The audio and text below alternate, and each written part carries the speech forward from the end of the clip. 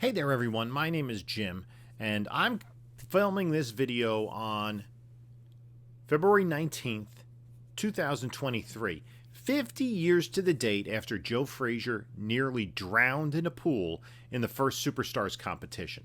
So I am doing this video to commemorate the 50th anniversary of the Superstars. I have been researching the Superstars since I was in college, and I have created and curated the website, thesuperstars.org. I'll leave a link in the description of this video, in which I go over the history of the Superstars. And there are pages for all the competitions that I have been able to gather information on. It's not always easy to find information on the Superstars, but the first competition took place on February 19th, 1973. Now, a lot of you have watched the videos I put on this channel of different sporting events, Olympics, World Championships, and Superstars. So this is the first original content video that I have created.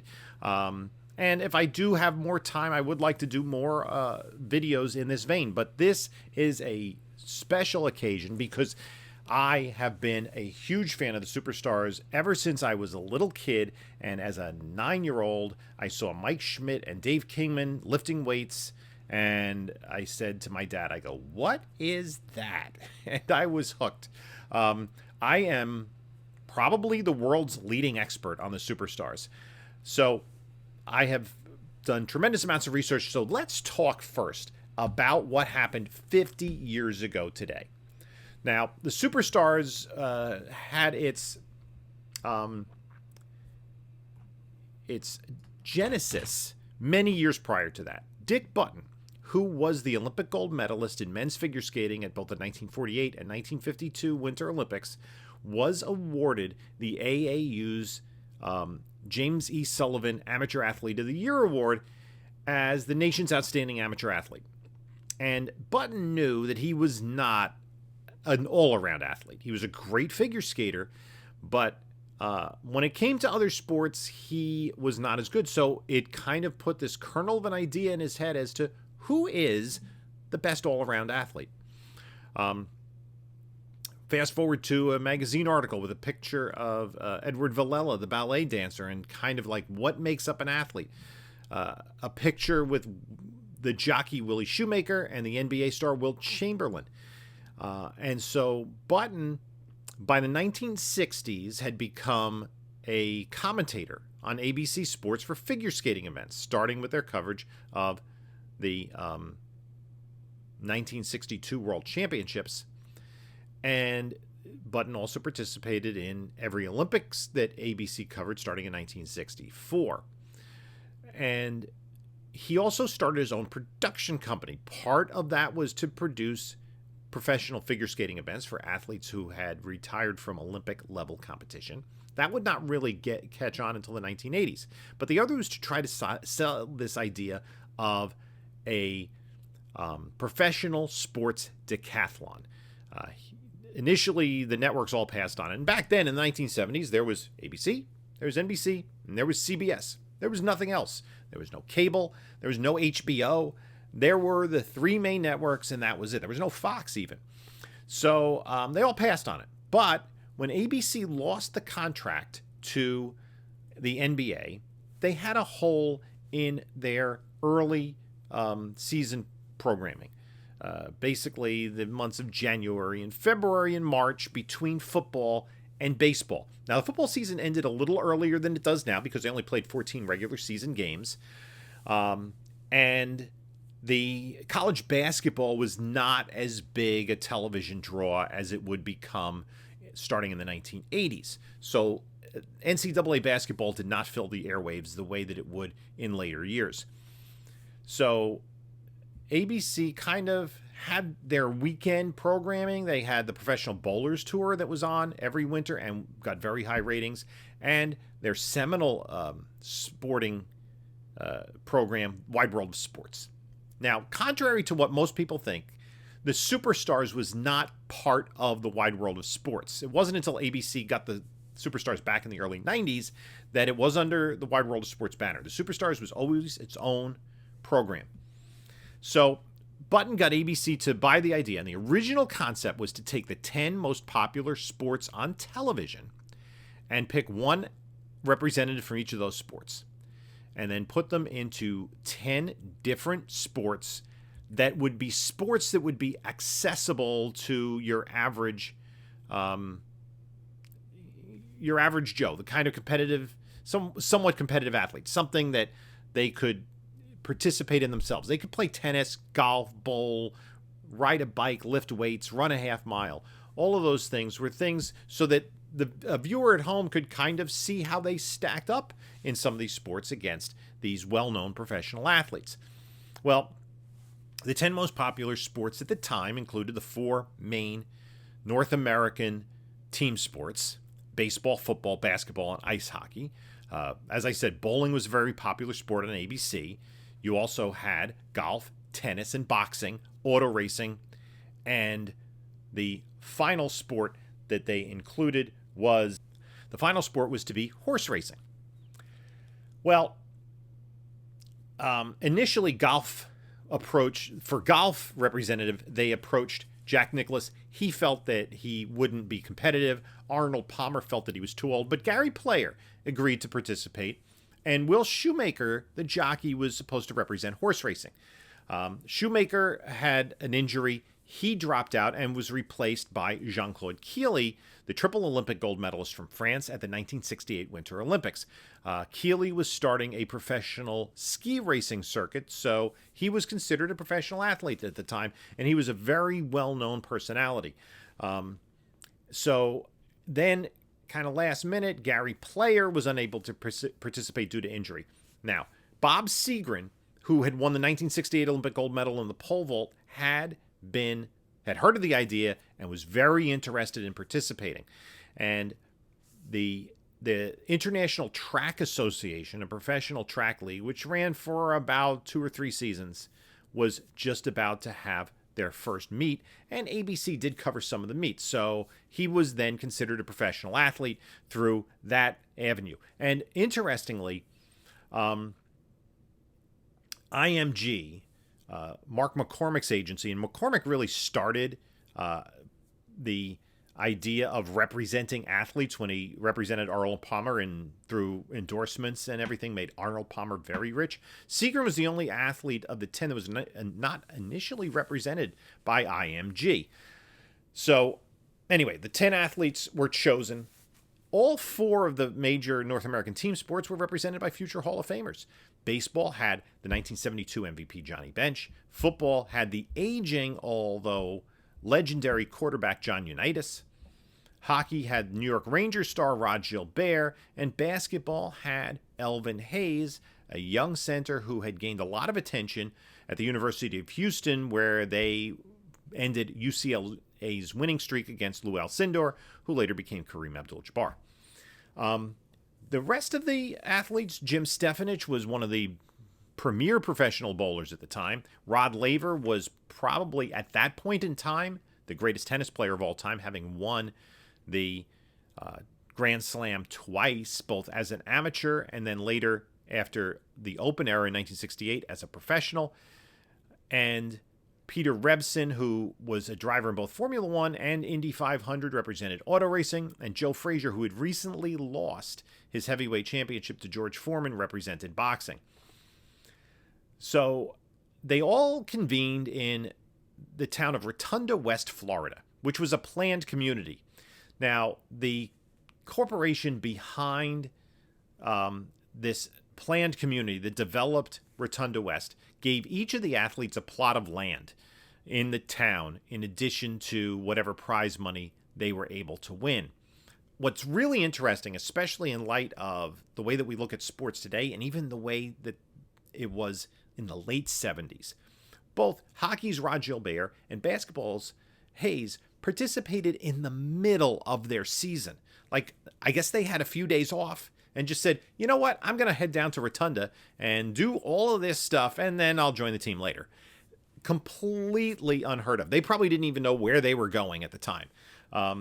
So you can you only imagine a professional athlete, an NBA player, disappearing from his team for 2 days to do something like this? So they went to Rotunda West. Jim McKay, the lead announcer at ABC, who was not yet the host of the Olympics. He would host his first Olympics in Innsbruck in '76, but had made a big name for himself at the Munich Games and also had been the lead on Wide World of Sports for many years. He was the announcer at the first Superstars. It was the only time McKay ever covered the Superstars. And so he introduced the 10 athletes and the 10 events in which they would participate. Now, for those of you who've seen later incarnations of the Superstars, and this surprised me because I didn't see the 73 event until years later, and I didn't know about it until probably 1983 or 84 when I was able to find newspaper articles both in Time Magazine and Sports Illustrated, that the obstacle course, which would become kind of the signature event of the Superstars, was not included this first time because that's not something people did. Instead, they had table tennis. So they had a swimming event, bicycle racing, 100-yard dash, a half-mile run, tennis, table tennis, bowling, 9 holes of golf, and am I leaving anything out? Weightlifting. So the first event were the swimming heats. The swimming heats reached 50 meters. There were 2 heats, and the top 2 in each heat, plus the best time amongst the third-place finishers, would qualify for the finals. So the first heat included auto racer Peter Revson, who, as an aside, was an heir to the Revlon Cosmetics empire, and sadly would pass away a year later in a Formula One crash in practice at the South African Grand Prix. Jean-Claude Killy, the skier, Segrin, the pole vaulter, and Joe Frazier. All 3 of the first men finished the 50 meters in under 35 seconds. Frazier nearly drowned, and it became incredibly famous. It took him officially 1 minute and 42 seconds, more than a minute behind everybody else, to finish the race.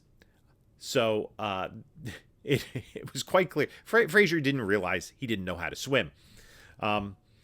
And so the Superstars was to take off. Segrin would eventually become the champion of that first event, and he walked away with $39,700 in prize money. He competed in the Superstars for the next decade, won the first World Superstars in 1977, and amassed over $200,000 in winnings to become the Superstars' all-time leading money winner.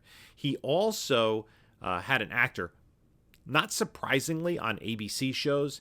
His biggest role was on the sitcom Soap, in which he played the gay lover of the Billy Crystal character. He also had a turn on Charlie's Angels, which was supposed to be kind of a backdoor pilot that never envisioned about 3 men who were, agents working for a woman.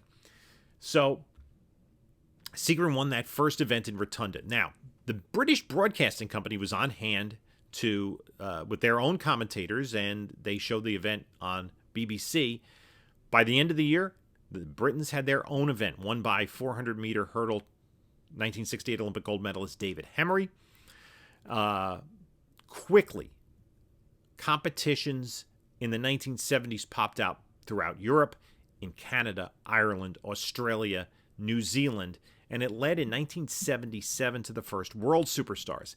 Superstars quickly expanded. This one special in 1973 led to 5 weeks of programming in 1974. In 1975, they added a Women's Superstars, which lasted through 1984, a Super Teams event, which was 3 weeks. 1 week would be the 2 teams that had participated in the World Series.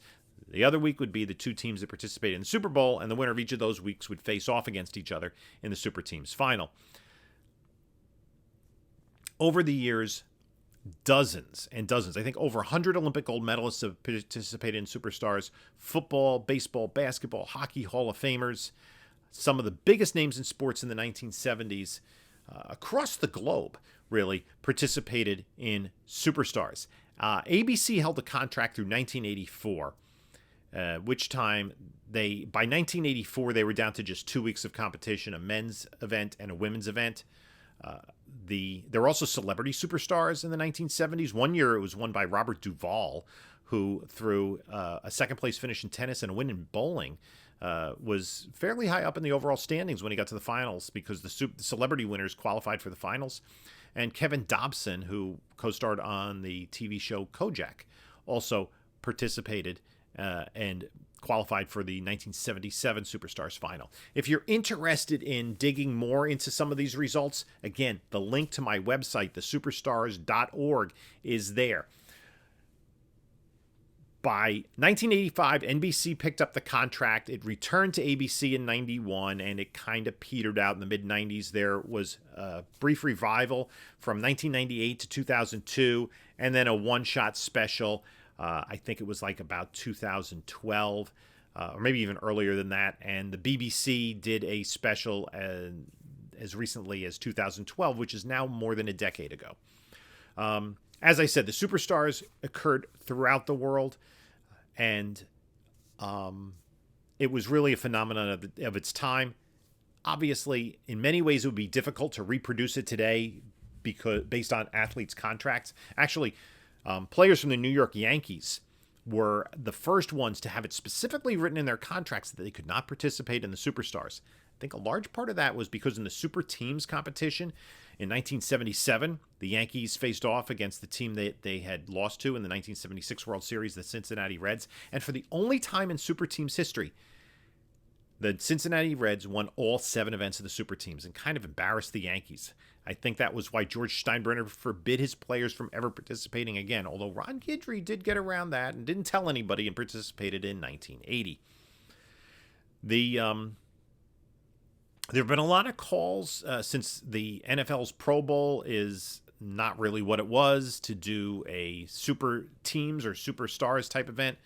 I would be more than willing to see that happen, but 50 years ago today, February 19th, 1973 was the beginning of the Superstars. I have a lot of videos on this channel that you can look at. You can see the 73 final, the 74 final, 75 preliminaries. I'll try to get more up. I've obtained, there are some other YouTubers, GB Game Shows has put up some of the competitions that occurred in Europe. European Superstars, British Superstars.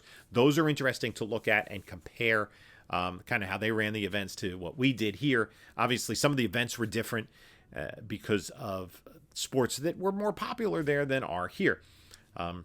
Interestingly, New Zealand Superstars, when they held it, had a log chopping competition and I'm trying to remember, it wasn't sheep shearing, which was like kind of what I originally heard, but it was, they kind of had to herd the sheep on the New Zealand Superstars. There have been all sorts of crazy things over the years. So, so the competition was 2 days, February 19th and 20th, and the first broadcast was on February 25th, 1973. The ratings for the 2-hour special were strong enough, and it was one of the ABC executives, Don Ohlmeyer, who said, how would it be if O.J. Simpson and John Havlicek were added to the list next year? They both were. And by the mid-1970s, I think there were probably nearly 15 weeks of Superstars competitions on every Sunday afternoon.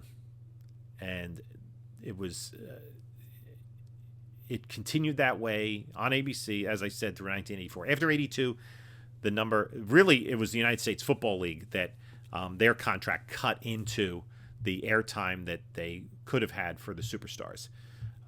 So I'd like to thank you for stopping by, just joining with me a little bit for this peek into Superstars history. Again, check out, look at the others. A lot of winners over the years. Kyle Rote Jr., who was a soccer player, became the first 3-time champion. O.J. Simpson beat both Bob Seger and Kyle Rote to win the 75 championship. We just lost the first of our former champions, Charles White, who was the Heisman Trophy winner at USC in 79, won the 1980 Superstars competition. Wayne Grimdich, who was a water skier, won in 78 and increased his public exposure more than his water skiing ever did. And Ronaldo Nehemiah became the first 4-time champion when he won in 1986, excuse me. Herschel Walker won 2 championships back-to-back, and then Willie Gault followed up with 2 more. We saw long jump world record holder Mike Powell, Olympic decathlon medalist Dave Johnson, Kelly Gruber is baseball's only champion. In the comments below, let me know if you would like me to do more videos on the history of the Superstars. In the meantime, I'm going to post links to the 73 and 74 finals here. Check those out. Again, description to my website is in the link to my website is in the description below. So check it out. Enjoy the Superstars. If you're too young to remember, it's something maybe you can discover, and if you're old enough, it's something you can revisit. So I'd like to thank you for stopping by and celebrating the 50th anniversary of the Superstars.